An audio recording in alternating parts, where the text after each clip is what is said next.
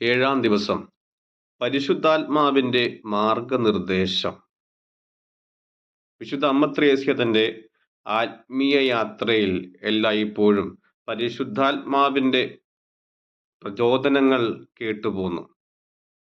അമ്മ മനസ്സിലാക്കി, ഒരു മനുഷ്യൻ ഏതൊരു ജീവിതാവസ്ഥയിലാണെങ്കിലും അവനെ ദൈവസ്നേഹത്തിലേക്കും പൂർണ്ണ സമർപ്പണത്തിലേക്കും നയിക്കുന്ന ശക്തി മനുഷ്യശ്രമത്തിൽ നിന്നല്ല, നേരെമറിച്ച് പരിശുദ്ധാത്മാവിന്റെ കൃപയിൽ നിന്നാണ്.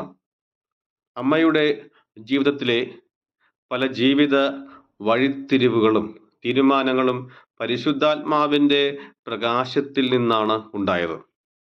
പരിശുദ്ധാത്മാവ് ഹൃദയത്തിൽ സംസാരിക്കുന്ന മൃദുവായ ശബ്ദം അമ്മ തന്റെ പ്രാർത്ഥനയിലൂടെയും ധ്യാനത്തിലൂടെയും കണ്ടെത്തി. ആ മൃദുവായ ശബ്ദം അമ്മയെ സമാധാനത്തിലേക്കും വിനയത്തിലേക്കും ദൈവസേവനത്തിലേക്കും നയിച്ചു. നമ്മുടെ ജീവിതത്തിൽ നാം പരിശുദ്ധാത്മാവിനോട് സംസാരിക്കണം.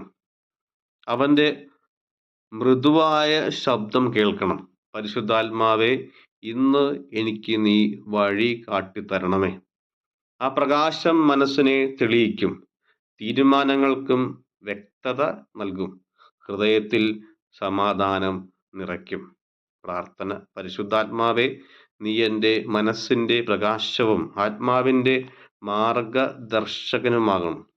നിന്റെ പ്രചോദനങ്ങൾ തിരിച്ചറിഞ്ഞ് ജീവിക്കുവാൻ എനിക്ക് ശക്തി നൽകണമേ. നിന്റെ പ്രകാശത്തിൽ ഞാൻ ദൈവത്തിൻ്റെ ഇഷ്ടം തിരിച്ചറിയട്ടെ, സത്യത്തിലും സ്നേഹത്തിലും ഉറച്ചു നിൽക്കട്ടെ.